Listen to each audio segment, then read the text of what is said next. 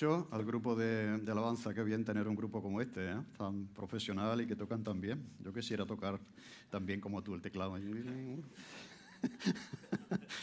Muy bien, quisiera tener unos anuncios importantes antes de entrar en el tema que nos toca hoy. En primer lugar, animaros a estar en un grupo pequeño. Esto lo venimos repitiendo, pero es importante que no te conformes con el domingo simplemente, sino que participes también de la edificación de la iglesia asistiendo a un grupo pequeño. Hemos comenzado, hay varios funcionando, pero si quieres venir el miércoles a las 6:30 hemos comenzado un nuevo tema que se trata de ayudarnos a compartir el Evangelio con aquellas personas que no conocen a Jesús. Entonces, cada vez es más difícil comunicarse con la gente, pero podemos aprender cómo acercarnos a ellos y comunicar el Evangelio. Así que te animamos a estar en ese o en otro. Si tienes interés, habla conmigo y nos gustaría verte participando de un grupo pequeño. En segundo lugar, nos han comunicado algunas personas el deseo de bautizarse. Entonces, esto es siempre una fiesta para la iglesia y queremos animarte, entonces se va a planificar el día, animarte a considerar si todavía no te has bautizado. Así que quisiéramos que se unieran más, aparte de los que lo han comunicado, pues si hay alguien que no esperes más, si has conocido al Señor, si eres salvo por su obra, pues debes dar el paso del bautismo. Así que te animamos, si lo estás considerando, habla conmigo también en relación a eso. Y también estamos ofreciendo la posibilidad de tener un curso de matrimonio, de pareja. ¿De acuerdo? Hay algunas parejillas aquí que consideramos que, bueno, si Dios quiere, pues terminarán casándose, pero es muy bueno que en ese proceso tengan también el apoyo y la ayuda de parejas de la iglesia y que tengan también cierta información importante que tiene que ver con las relaciones y con el matrimonio. ¿De acuerdo? Mucha gente se lanza, considera muchas cosas, el piso, las cortinas, el sofá, cómo va a ser, pero no piensan cómo vamos a ser nosotros dentro de la relación. Entonces, es un curso, no va a ser muy extenso, pero un curso dirigido a aquellas parejillas que quieran empezar ya a considerar estas cosas y a leer. Vamos a recomendar algunas lecturas, etcétera. ¿De acuerdo? Bien. Y otra cosita también, hay un grupo de personas que de manera callada están discipulando a otros. El discipulado es la misión de la iglesia, id, haced discípulos, ¿no? Y dijo Jesús. Entonces, quisiéramos que lo sepáis y también ofrecer esta opción. Hay una hoja al final, si alguien dice, pues mira, yo llevo tiempo en la iglesia, pero todavía no he tenido un tiempo con nadie que me explique las cuestiones fundamentales, las cuestiones básicas de la fe cristiana, ¿de acuerdo? Pues esa es la idea de discipulado. También una cosita cortita, no es una cosa muy extensa, pero con la idea de capacitarnos en las cuestiones básicas, cómo leer la Biblia, cómo tener un tiempo devocional, ¿de acuerdo? Cómo enfrentar las adversidades cuando se presentan, en fin, una serie de cosas que son clave. Así que si estás, como decía, hay personas que lo están haciendo, pero si quieres hacerlo, porque no lo has hecho, pues hay una hojita en la mesa de la entrada. Bien, hasta aquí. Vamos a orar. Señor, te damos gracias por la oportunidad de conocerte, de adorarte, de estar como iglesia juntos, Señor, y buscando tu rostro, reconociendo también nuestros pecados y buscando tu gracia y tu ayuda en todo momento, Señor. Haz que esta iglesia te honre de todas las maneras, Señor, que crezca en el conocimiento de tu palabra, Señor, y que podamos avanzar juntos. Gracias por cada persona aquí en esta mañana y por la porción que nos toca tocar en este día, en el nombre de Jesús. Amén.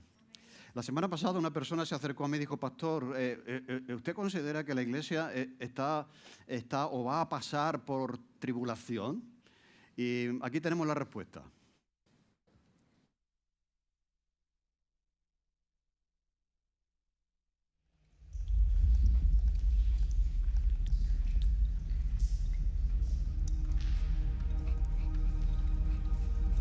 Querido hermano,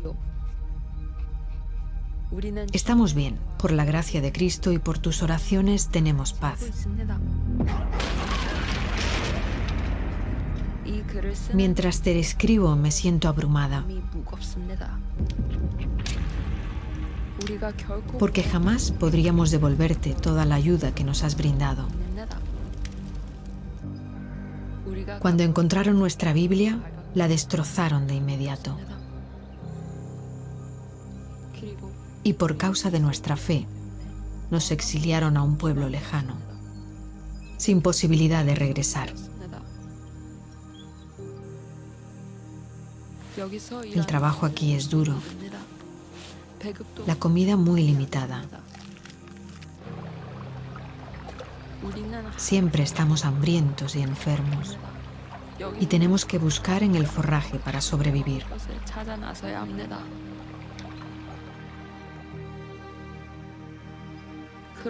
Pero cuando abro mis ojos cada mañana, puedo sentir la presencia de Yahvé, nuestro Señor. Y gracias a nuestro Padre, aún me siento con la fortaleza suficiente para serviros.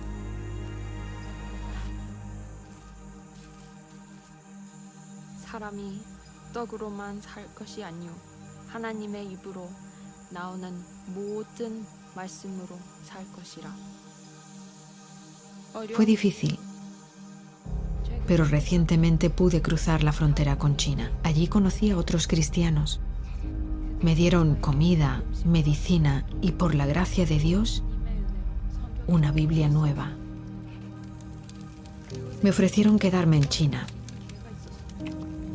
Aquello significaba libertad, pero no podía abandonar mi familia, la Iglesia, sin importar cuán pequeña sea. Desde tu perspectiva, hermano, nuestro sufrimiento puede parecerte una maldición. Sin embargo, para nosotros es una bendición porque nos acerca al Padre. Hermano, tengo una última petición.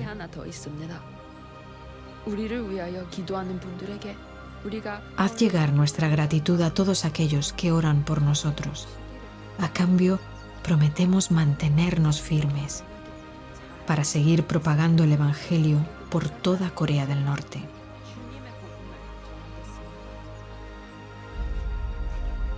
Tu hermana en Cristo, Bai.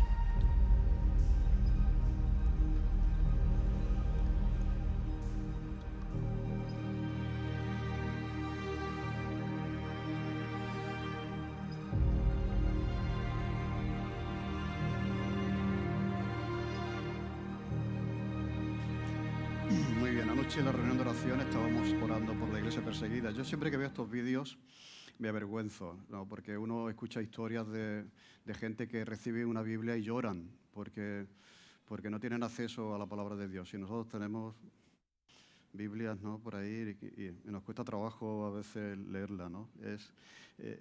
Están realmente en situaciones muy duras, muy difíciles. Así que no solamente la iglesia va a ser perseguida, sino que la iglesia está siendo perseguida en este momento en otros lugares. Y también aquí, pero de otra manera. O sea, la iglesia nunca va a ser, podríamos decir, bien recibida por la sociedad, ¿no? Porque es una contracultura, estamos pensando completamente diferente. Por lo tanto, me temo que sí, que la persecución, de una manera u otra, está presente desde el principio, desde que surge la Iglesia, hasta el final. O sea, precisamente Jesús, cuando regrese, vendrá a poner fin a la persecución de su Iglesia. Hoy vamos a ver un caso más que se encuentra en el libro de los Hechos, un caso de persecución de la Iglesia, ya prácticamente en el inicio de la Iglesia. Está en el capítulo 12 de Hechos, versículo 1 hasta el 25. Dice: en aquel tiempo el rey Herodes echó mano a algunos de la Iglesia para maltratarles y mató a espada a Jacobo, hermano de Juan. Y viendo que esto había agradado a los judíos, prometió prender también a Pedro. Eran entonces los días de los panes sin levadura. Y habiéndole tomado preso, le puso en la cárcel y entregándole a 4 grupos de soldados, cada uno, para que le custodiasen, y se proponía sacarle al pueblo después de la Pascua. Así que Pedro estaba custodiado en la cárcel, pero la iglesia hacía sin cesar oración a Dios por él. Cuando Herodes iba a sacar aquella misma noche, estaba Pedro durmiendo entre los soldados, sujeto con 2 cadenas, y los guardas delante de la puerta custodiaban la cárcel. Y aquí que se presentó un ángel del Señor y una luz resplandeció en la cárcel, y tocando a Pedro en el costado le despertó diciendo: levántate pronto. Y las cadenas se le cayeron de las manos. Le dijo el ángel: cíñete y átate las sandalias. Y lo hizo así. Y le dijo: envuélvete en tu manto y sígueme. Y saliendo le seguía, pero no sabía que era verdad lo que hacía el ángel, sino que pensaba que estaba viendo una visión. Habiendo pasado la primera y la segunda guardia, llegaron a la puerta de hierro que daba a la ciudad, la cual se abrió por sí misma, y salidos pasaron una noche y luego el ángel se apartó de él. Pasaron una calle y luego el ángel se apartó de él. Entonces Pedro, volviendo en sí, dijo: ahora entiendo verdaderamente que el Señor ha enviado su ángel y me ha librado de la mano de Herodes y de todo aquel pueblo judío, de los judíos, de todo lo que el pueblo judío esperaba. Y habiendo considerado esto, llegó a casa de María, la madre de Juan, el que tenía por sobrenombre Marcos, donde muchos estaban reunidos orando. Y cuando llamó Pedro a la puerta del patio, salió a escuchar una muchacha llamada Rode, la cual, cuando reconoció la voz de Pedro, de gozo no abrió la puerta, sino corriendo adentro dio la nueva de que Pedro estaba en la puerta. Y ellos le dijeron: estás loca, pero ella aseguraba que sí, que era así. Entonces ellos decían: es su ángel. Mas Pedro persistía en llamar. Cuando abrieron y le vieron, se quedaron atónitos. Pero él, haciéndoles con la mano señales de que se callasen, les contó cómo el Señor le había sacado de la cárcel y dijo: haced saber esto a Jacobo y a los hermanos. Y salió y se fue a otro lugar. Luego, que fue de día, hubo un poco de alboroto entre los soldados de lo que había sucedido con Pedro. Mas Herodes, habiéndole buscado sin hallarle, después de interrogar a los guardas, ordenó llevarlos a la muerte. Después descendió de Judea a Cesarea y se quedó allí. Y Herodes estaba enojado contra los de Tiro y de Sidón, pero ellos vinieron de acuerdo ante él, sobornando a Blasto, que era el camarero mayor del rey. Pedían paz porque su territorio era abastecido por el rey. Y un día señalado, Herodes, vestido de ropas reales, se sentó en el tribunal y les arengó. Y el pueblo aclamaba gritando: voz de Dios y no de hombre. Al momento un ángel del Señor le hirió por cuanto no dio la gloria a Dios y expiró comido de gusanos. Pero la palabra del Señor, y este es un resumen de Lucas ante lo que está ocurriendo, la palabra del Señor crecía y se multiplicaba. Y Bernabé y Saulo, cumplido su servicio, volvieron de Jerusalén, llevando también consigo a Juan, el que tenía por sobrenombre Marcos. Una historia de persecución de la iglesia. Esta es la parte final de la segunda etapa del cristianismo, como decíamos, en Judea y Samaria.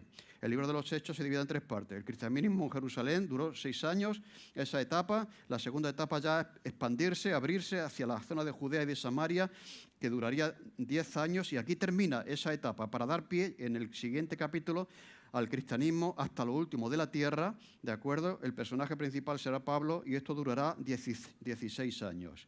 ¿De acuerdo? Así que esta etapa es una etapa de consolidación, la etapa en la que estamos y la etapa también que vamos a ver de consolidación de la iglesia, crecimiento de la iglesia, pero también una etapa de dificultad y de persecución de la iglesia. Ahora, mientras Pablo, ¿os acordáis que dejamos a Pablo y Bernabé dirigiéndose de Antioquía?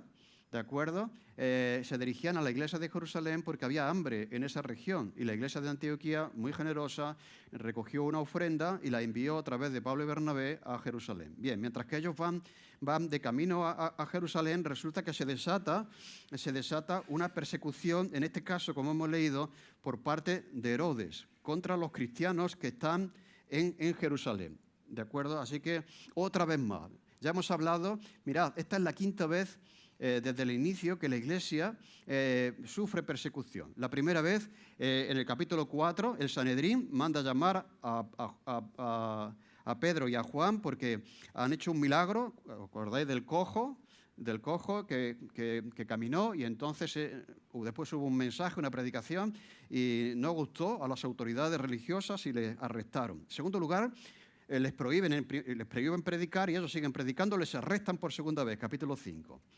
Ahora después ya no son ellos, sino que son los de la sinagoga de los libertinos que hablan con Esteban y persiguen a Esteban, van detrás de Esteban y muere Esteban. Otra persecución. ¿De acuerdo? Y la cuarta, esa era la tercera. La cuarta es cuando Pablo dice que azotaba a la iglesia. ¿De acuerdo? Iba persiguiendo con mucho odio en su corazón a los cristianos. ¿De acuerdo? Esa es la cuarta vez. Y esta es la quinta. Esta es la quinta vez. Y en este caso hay un cambio, si lo habéis notado. ¿De acuerdo? La diferencia entre esta y el resto es que la persecución en esta ocasión procede del poder político y del poder civil. Es Herodes, no es el Sanedrín, no son los fariseos, no es la autoridad religiosa. ¿De acuerdo? Pero es interesante que cuando analizamos todas las persecuciones que ha sufrido y sufre la Iglesia, vienen de estos poderes. Vienen del poder político, ¿de acuerdo? Y vienen del poder religioso, que no acepta otra gente que predique el Evangelio, que no aceptan a Jesús, que no aceptan a la iglesia, ¿de acuerdo? Que no aceptan que la gente siga a Jesús en lugar de seguirles a ellos. Y aquí hay una novedad, como decía, que ya es el poder civil, en el caso de Herodes, el que persigue a la iglesia. Vamos a ver un poquito acerca de esto. En primer lugar, vemos quién es el que lo hace. Dice, en aquel mismo tiempo, ¿en qué tiempo? En el tiempo en el que Pablo y Bernabé, como decía, van a Jerusalén y llevando esa ofrenda. Dice, Herodes echó mano a algunos de la iglesia para maltratarles. O sea, esto es el poder civil, tiene poder para hacer eso. O sea, estás allí en tu despacho y dices, mira, mandas a la policía allí, vete a la iglesia y coge unos cuantos y les maltrataron. ¿De qué manera? Pues insultos, desprecios, golpes, etcétera, maltrato, ¿no? Y también ese maltrato terminó con un asesinato. Dice, mató a espada a Jacobo. Jacobo, el hermano de Juan, lo dice aquí Lucas, era una persona muy importante cerca del círculo de Jesús, ¿de acuerdo? Podríamos decir, era un apóstol, por lo cual quiere decir que esto de Santiago de Compostela, de que está allí, es mentira. Eso lo han reconocido los historiadores católicos, de que es imposible que este Jacobo, este Santiago, pudiese venir a España, porque fue el primero que murió. Eso fue una invención que se hizo en la Edad Media para, como siempre se hace, atraer a las masas sobre sí. Pero es el Santiago que muere, que dice la Iglesia Católica que vino a España y está en Santiago de Compostela. No tiene fundamento histórico. Era el hermano de Juan, ¿de acuerdo? Así que este es el primero. Ya había muerto Esteban como mártir, pero este es el primer apóstol que muere. O sea, estamos hablando de persecución, ¿eh? Esto no es que aquí la gente muere, ¿de acuerdo? Y es el primero en morir, y curiosamente su hermano Juan es el último en morir. Juan, apóstol, murió ya de mayor, en malas circunstancias, estaba preso, etcétera, pero fue el último. El hermano, como apóstol, muere primero y él muere el último. Era sobrino, Herodes, aquí hay como una saga de gente, sobrino de Herodes Antipas, que mató precisamente a Juan el Bautista. O sea que la saga, esto es para Juego de Tronos, ¿eh? La familia Herodes, si tú entras a ver un poco la historia de esta saga familiar, ¿de acuerdo? La corrupción es tremendo. ¿Cómo era esta gente? Vamos a ver una cosilla, ¿no? Pero era sobrino, este Herodes era sobrino del que mandó matar a Juan el Bautista y también el que juzgó a Jesús, ¿de acuerdo? Y ahora el sobrino, pues mata al primer apóstol y persigue a los cristianos y manda coger preso a Pedro. ¿Y por qué lo hizo esto? ¿Por qué hace esta atrocidad? Dice que para ganarse la simpatía de los judíos. O sea, es una cuestión política, ¿de acuerdo? Maltrata a los cristianos y vemos que eso les gusta mucho a los judíos, y yo pienso, ¿qué religión puede agradarse de semejante cosa? ¿No? Así que esto agrada a los judíos, o sea, esto agrada al sector religioso de Jerusalén. Y como eso le ha agradado, les gusta, pues le va a dar más carnaza, les va a dar más motivos para que se sigan alegrando. Y en este caso ya es matar, en este caso, a Santiago, ¿no? Todo vale. Era una persona y toda una saga que eran asesinos, que era con tal de mantenerse en el poder y ganarse el favor de Roma, hacían todo lo que había que hacer. Y en este caso también, para manejar un poco al sector religioso de Jerusalén, pues les concedían algunos favores, como maltratar a la iglesia e intentar parar a la iglesia, cosa que querían el Sanedrín y los judíos. ¿De acuerdo? Dice el texto que ocurre en los días de los panes sin levadura. Esta era una fiesta que se celebraba después de la Pascua, y ahí se prohibía juzgar a nadie y sentenciar a nadie. Por lo tanto, por eso le meten en la cárcel, porque la idea es cuando pasara al día siguiente, cuando pasara la celebración, ¿de acuerdo? Pues sacarlo de la cárcel. Lo que pasa es que ya no estaba allí, y juzgarle y condenarle. O sea, que Pedro no estaba en la cárcel como las veces anteriores estuvo. O sea, que el precedente que se había sentado ya es que Santiago acababa de morir. O sea, si tú eres apóstol y sabes que otro de los apóstoles ha muerto a manos de Herodes y tú estás en la cárcel, ¿qué es lo que te espera a ti? ¿De acuerdo? Un juicio injusto y una condena, ¿de acuerdo? Entonces esperó. Y vemos que Lucas, por otra parte, entre paréntesis, hace un trabajo excelente como historiador. Era un médico, era un hombre culto, formado, pero también muy buen historiador. O sea, nos da detalles, fiestas, momentos, ¿me entendéis? Nombres, para que podamos ver que efectivamente esto es así. En segundo lugar, vemos quiénes son los que sufren la persecución. El perseguidor es Herodes, el poder político, civil. Los perseguidos dice que echó mano a algunos de la iglesia para maltratarles y mató a Jacobo, hermano de Juan. Así que, viendo que esto agradó, como había dicho, procedió también a prender a Pedro y le tomó preso, le puso en la cárcel y le entregó a 4 grupos de 4 soldados cada uno. Esos son 16 soldados, ¿de acuerdo? Tradicionalmente, la costumbre era 2 grupos, 8 soldados. Pero como ya Pedro y Juan una vez se habían escapado de la cárcel, ¿os acordáis? Que hubo un milagro, que las puertas se abrieron, dijeron, vamos a asegurar, es como cuando Jesús resucitó, ¿no? Como las autoridades dijeron, oye, como había dicho que iba a resucitar, vamos a asegurar bien la tumba y vamos a poner guardas allí, guardias para que, a ser que roben el cuerpo y tal, ¿no? Entonces, así que Herodes, viendo que había sucedido algo extraño, que habían desaparecido cuando ya otra vez anterior habían estado en la cárcel, dice, vamos a duplicar la guardia, ¿de acuerdo? En este caso son 16 soldados los que están ahí cuidando y guardando a Pedro. Dice, pero la iglesia, mientras que Pedro está en esa circunstancia, en esa situación, hacía sin cesar oración a Dios por él. Y Pedro estaba durmiendo. O sea, si a ti te dicen que te van a matar mañana, esa noche tú no duermes. No dormimos esa noche. O sea, la ansiedad, el miedo, la angustia, pero esto demuestra, estaba como un niño, demuestra una confianza absoluta en la soberanía de Dios, aún sabiendo que Santiago había muerto. Y esto son es otro misterio. Dios, en su voluntad, permite que Santiago muera, pero defiende y libera a Pedro. No sabemos.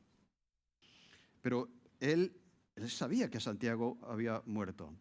Y probablemente él también. Y sin embargo está durmiendo entre los soldados. La idea es que había soldados dentro con él, encadenados con una misma cadena a su misma mano. ¿De acuerdo? Había dentro de la cárcel con él, encadenados con ellos, y también fuera y hasta 16. Y custodiaban la cárcel. Y como decía, es la tercera vez que está en la cárcel y normalmente esto no suena bien. No suena bien. Ahora vamos a hacer un ejercicio. Si te pasara a ti esto, ¿de acuerdo? O sea, es duro, esto es persecución, pero persecución tremenda, ¿no? En tercer lugar, aquí nos dice Lucas, mientras tanto que esto está pasando, ¿cuál es la actitud que debe tener el cristiano y la iglesia en medio de esa situación, en medio de la persecución? Así que Pedro estaba custodiado en la cárcel, pero la iglesia hacía sin cesar oración a Dios por él. Mira, el poder quiere matar a Pedro, ha arrestado a Pedro, encarcela a Pedro. Y los que no tienen ese poder son la iglesia, que no tiene ese poder político, lo que hace es usar el poder de la oración. Podríamos decir que el poder de la oración es el poder de aquellos que no tienen el poder. O sea, la iglesia y el cristiano va a vivir en un contexto donde tú ves que los que tienen el poder político, económico, etcétera, muchas veces van contra la iglesia y contra tu fe. Pero tú tienes un poder mayor. La iglesia tiene el poder, ¿de acuerdo? El poder de Dios y el poder de los que no tienen ese poder, que no lo queremos. Que no queremos el poder civil, ni el poder político, ni el poder del dinero. Queremos el poder de Dios. La oración es el poder de los que no tienen el poder. Los que tienen el poder hacen eso contra la iglesia. Persiguen a la iglesia, matan a los cristianos, pero la iglesia usa el poder de Dios. Y ante una situación así, que Santiago acaba de morir, la iglesia lo que hace es reunirse, convocar una reunión de oración. O sea, nosotros nos esconderíamos en cualquier sitio si algunos cristianos de la iglesia han sido arrestados, si hemos oído que Santiago ha muerto, también sabemos que Pedro ha sido arrestado y encarcelado. Oye, sálvese quien pueda. ¿De acuerdo? ¿No? Sálvese quien pueda, o sea, vamos, y sin embargo convocan una reunión de oración. ¿Para qué? Para orar por Pedro. Para orar por Pedro, que saben que está sufriendo. Entonces, la iglesia está orando, Pedro está durmiendo, demostrando que él debe estar muy tranquilo porque confía en el Señor. Porque yo, en sus circunstancias, y tú probablemente no estarías durmiendo.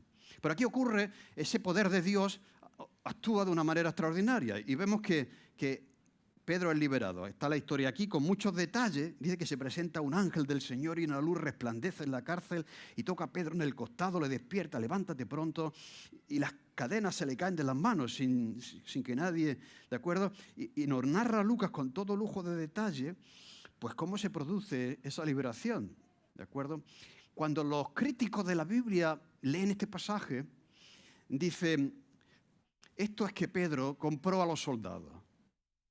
O sea, siempre que hay un milagro, un acto sobrenatural de Dios, tienen que negarlo y tienen que justificarlo de alguna manera, ¿de acuerdo? Entonces algunos han dicho, no, esto fue que Pedro llevaba dinero y compró a los soldados, ¿de acuerdo? Para que le liberasen.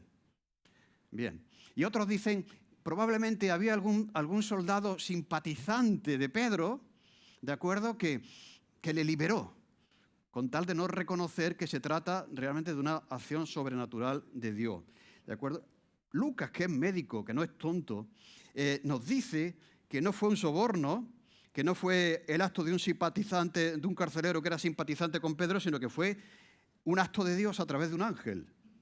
Él cree en los milagros, Lucas, el médico, cree en los milagros y dice que fue un ángel el que hizo esto. Mirad, los ángeles, estamos hablando, tenemos que tener una serie sobre los ángeles porque son desconocidos. Los ángeles aparecen 15 veces en los hechos y en los evangelios, ¿de acuerdo? Y los judíos pensaban que cada persona, de esto viene también la teología católica, el ángel de la guarda, dulce compañía, no me abandonen ni de noche ni de día, ¿no? Por eso es importante enseñar a los niños en la escuela dominical, ¿de acuerdo? Porque de verdad, lo que tú enseñas a un niño cuando es pequeño te queda, yo, fíjate, me sé todo eso. Bien, ¿eso es bíblico o no? Yo creo que sí. Yo creo que sí. Dios nos ama tanto que ha provisto también de una ayuda sobrenatural, ¿de acuerdo? Los judíos creían que cada persona tiene un ángel que le cuida y que en un momento determinado, si es necesario, puede asumir apariencia personal y humana. O sea, no es ahí una luz, es una persona. ¿De acuerdo? Eso lo vemos ahí, en toda la Biblia, ahí se habla sobre eso, sobre los ángeles. ¿De acuerdo? Y cuando vamos a Hebreos, dice lo siguiente, capítulo 4, 1, versículo 14. No son todos, hablando de los ángeles, no son todos espíritus ministradores enviados para servicio a favor de los que serán herederos de la salvación. O sea, fijaros que no solamente Dios nos ha regalado la salvación, nos ha concedido la salvación, sino que ha provisto una ayuda sobrenatural para ayudarnos, ¿de acuerdo? Yo creo que a veces decimos, bueno, me pasó algo en mi vida que aquello no lo puedo explicar. Aquello tuvo que ser, bueno, yo creo que un día, cuando estamos con el Señor, veremos ese ministerio que ahora es secreto, que ahora es un enigma, pero cómo Dios de alguna manera nos ha protegido a través de sus ángeles. ¿De acuerdo? Dice el autor de Hebreos que los ángeles son ministradores, servidores, para el bien de aquellos que son salvos. Por lo tanto, aparte de tener al Señor, el Espíritu Santo con nosotros, el Señor ha provisto que los ángeles nos acompañen y estén trabajando a nuestro favor. Y precisamente Lucas dice que se presentó un ángel, no un fantasma, era un ángel. Dice que la luz resplandece en la cárcel. Mirad los detalles que va dando Lucas, porque es muy detallista. Dice que hay una luz. Eso no lo pueden provocar los simpatizantes o si Pedro va dando dinero a la guardia para que le liberen. Le toca para despertarle, porque estaba durmiendo. Las cadenas se le caen de las manos. Le habla, puede hablar el ángel y le dice, oye, levántate, envuélvete en tu manto y sígueme. Y Pedro, en ese momento, como está medio adormilado, él no está, por eso dice, a ver, los cristianos que se lo creen todo. No, Pedro no se creía que estaba pasando algo sobrenatural. Pedro pensaba que estaba soñando, como cuando nosotros estamos soñando y soñamos que nos caemos de una montaña, parece que es real, te despiertas, ¡ay, madre mía!, ¿no? Entonces, que él no estaba predispuesto a creer en los milagros, ¿de acuerdo? Él pensaba que eso era un sueño, pero que no era realmente algo que estaba sucediendo. Pensaba que veía una visión.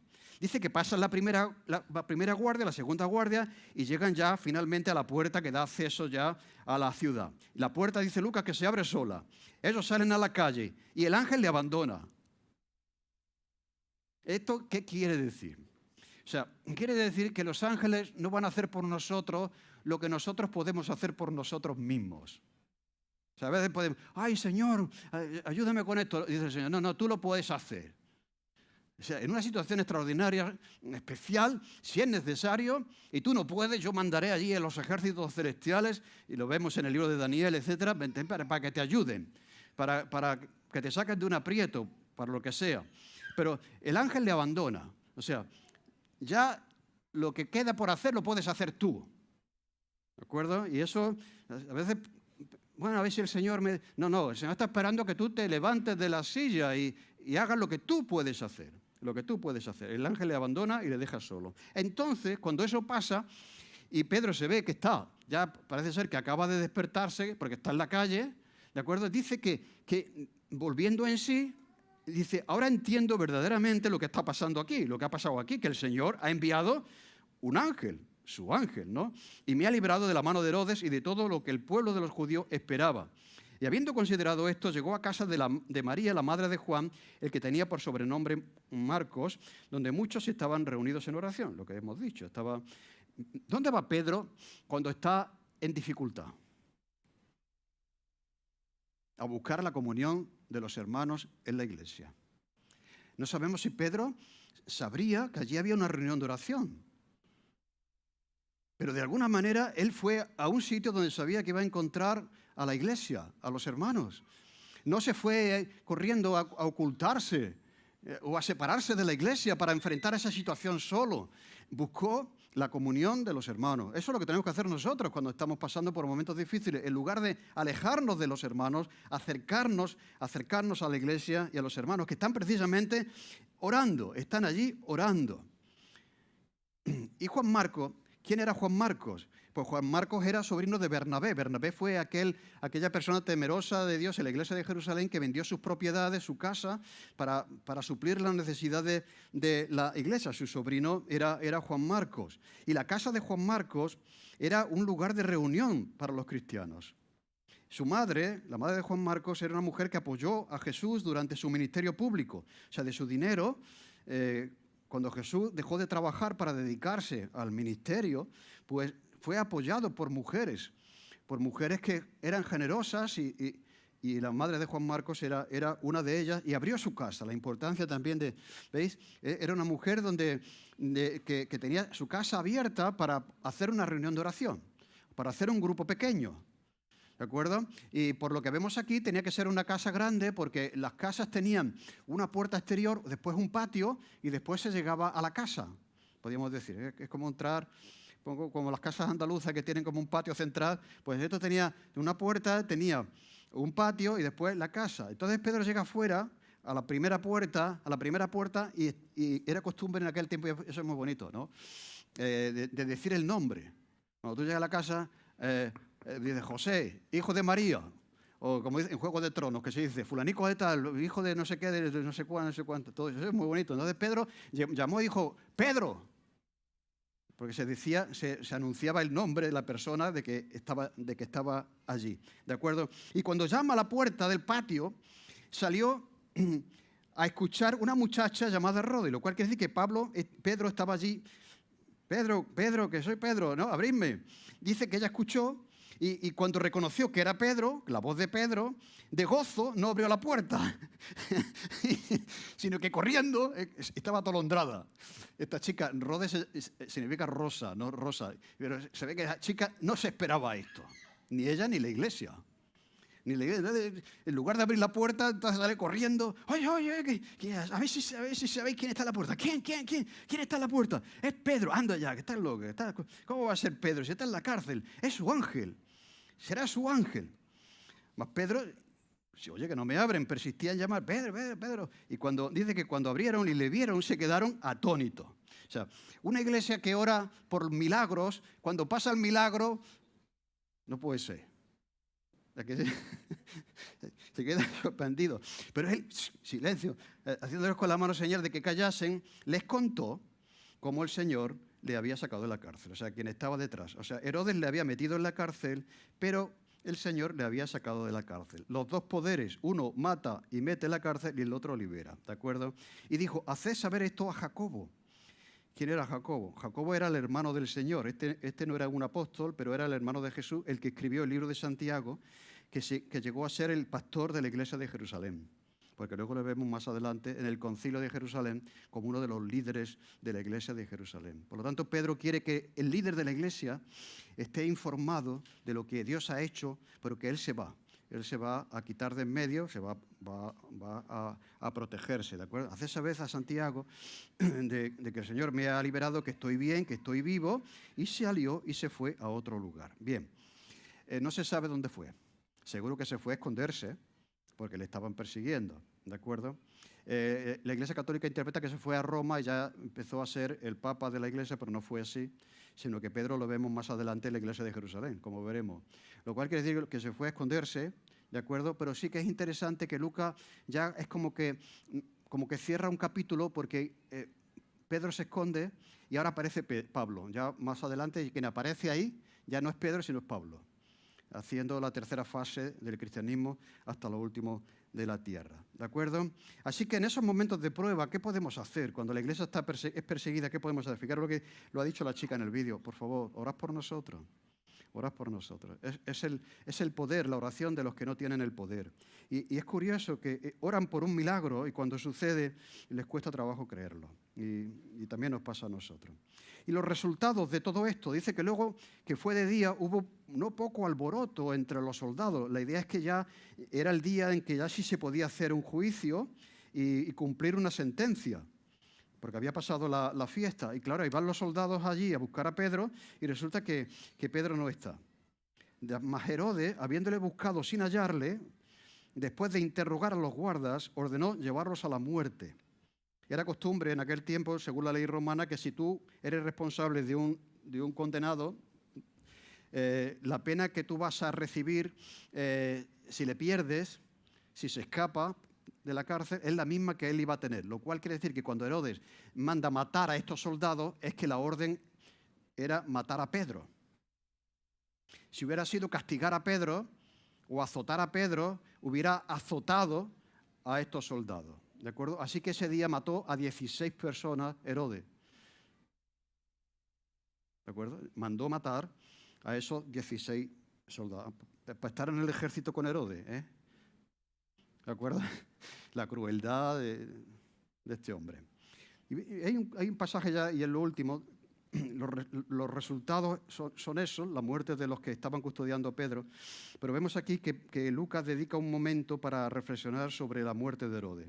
Curioso esto, parece que ya sabemos quién es, pero no, él deja un momento para que veamos cuál fue su fin.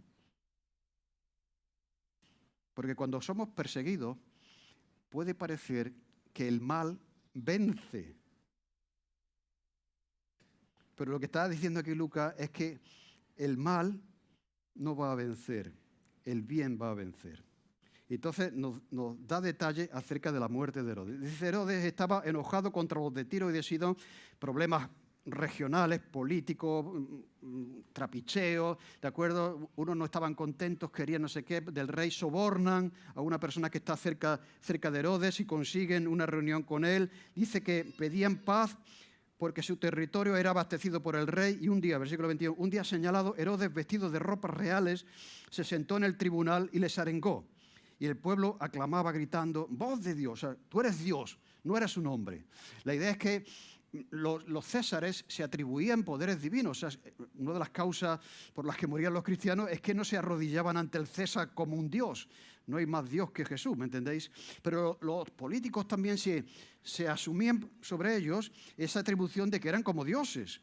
Y entonces este hombre monta allí un espectáculo, reúne todo el pueblo y sale con una vestidura de color plata que cuando el sol le pega a un vestido así, pues brilla como si fuera un dios, ¿de acuerdo? Un ser sobrenatural. Y la gente está impresionada de todo ese montaje, lo que hacen muchas veces los políticos, montan allí, ¿no? Y globos y serpentinas, ¿no?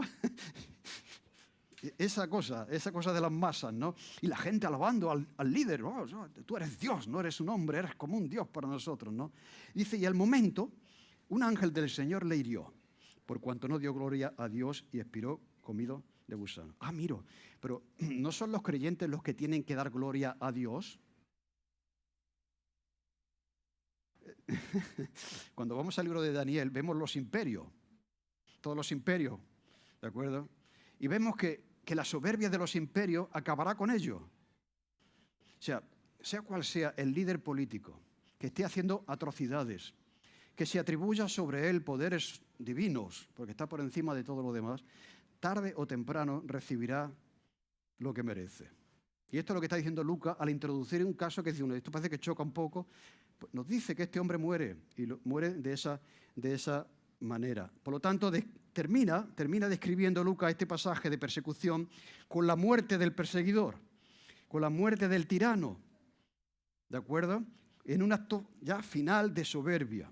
Y es muy interesante que cuando vemos lo que dice Lucas que pasó, hay un historiador que se llama Flavio Josefo, que era un hombre que no era cristiano, pero que recogió los hechos de ese tiempo. Hay muchos datos de Flavio Josefo que confirman pues, lo que dice la Iglesia, lo que dice el cristianismo, lo que dice la Biblia. Y entonces él recogió este hecho, ¿de acuerdo? Y dice que efectivamente, Flavio Josefo dice que Herodes estaba en Cesarea.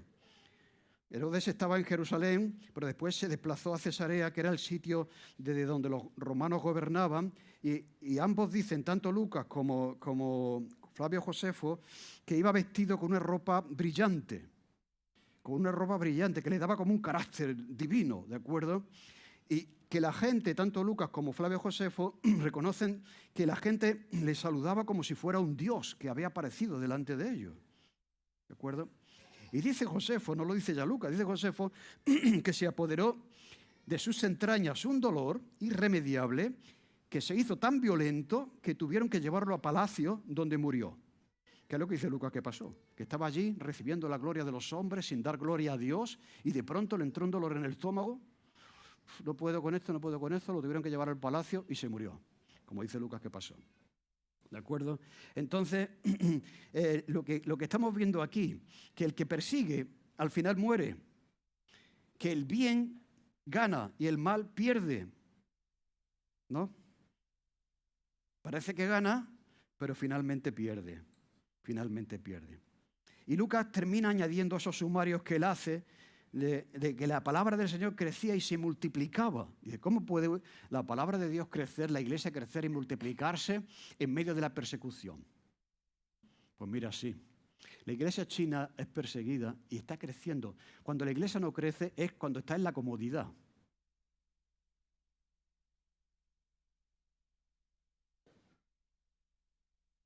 Sí, es así. Cuando estamos instalados en la comodidad, en lo fácil, en lo que no cuesta, no vamos a crecer, ni nuestras vidas ni la iglesia. Pero él le añade el detalle que podíamos pensar que en una situación así tan adversa, tan difícil, tan dura, de muerte de apóstoles, ¿de acuerdo? Que la iglesia siguiera creciendo y avanzando. La palabra del Señor dice que crecía. Por lo tanto, el bien gana, el mal pierde. Y dice Bernabé, versículo 25, y Saulo, cumplido su servicio, ¿cuál era su servicio? Llevar la ofrenda de Antioquía a la iglesia de Jerusalén. Volvieron, ¿de acuerdo? ¿A dónde volvieron? Pues a la iglesia de Antioquía, donde les veremos la semana que viene. Por lo tanto, ya terminando, de nuevo vemos que Dios ha prometido, Jesús ha prometido edificar su iglesia y que a pesar de la persecución, de que las puertas del Hades van a intentar tragársela, comérsela, tenemos la certeza, la confianza de que ese poder del mal, de la muerte, no va a poder contra la iglesia, no va a prevalecer contra la iglesia, que la iglesia ganará. Eso es el libro de Apocalipsis, porque está construida sobre la roca que es la persona de Jesús. Y bien, y si nos toca pasar persecución, sea de una manera o de otra, ¿de acuerdo? ¿Qué es lo que tenemos que hacer? Pues tenemos que buscar la comunión, tenemos que buscarnos los unos a los otros, hacer reuniones de oración, asistir a las reuniones de oración, clamar al Señor en oración por los hermanos que sufren, por la situación que sufrimos, etc. ¿Qué más podemos hacer aparte de orar?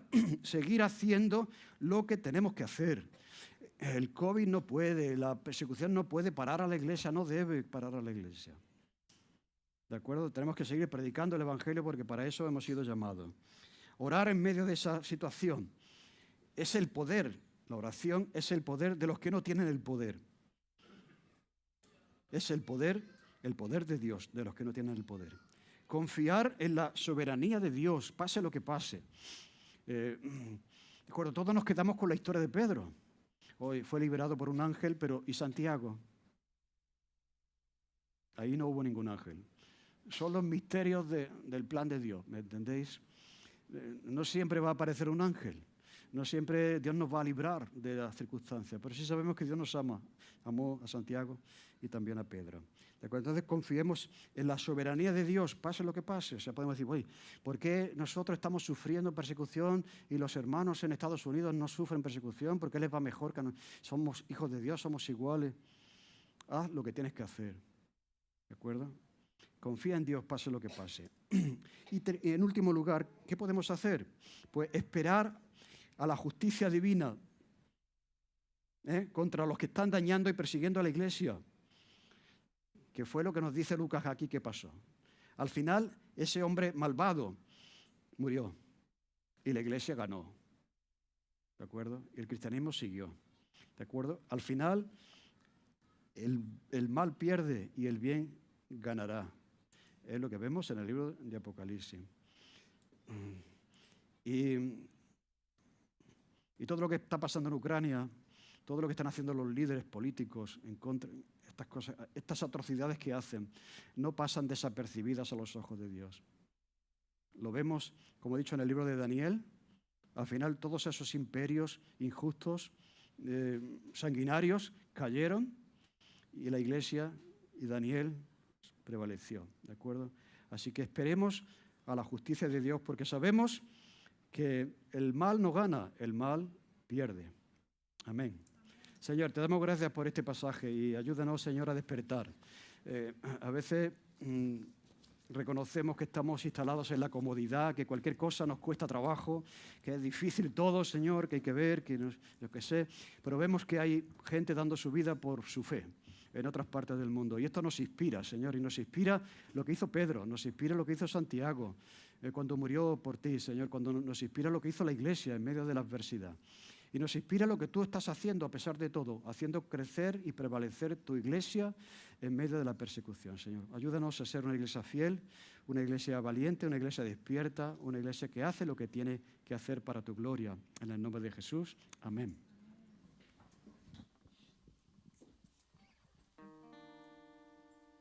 Nos gustaría que te pusieras de pie para estar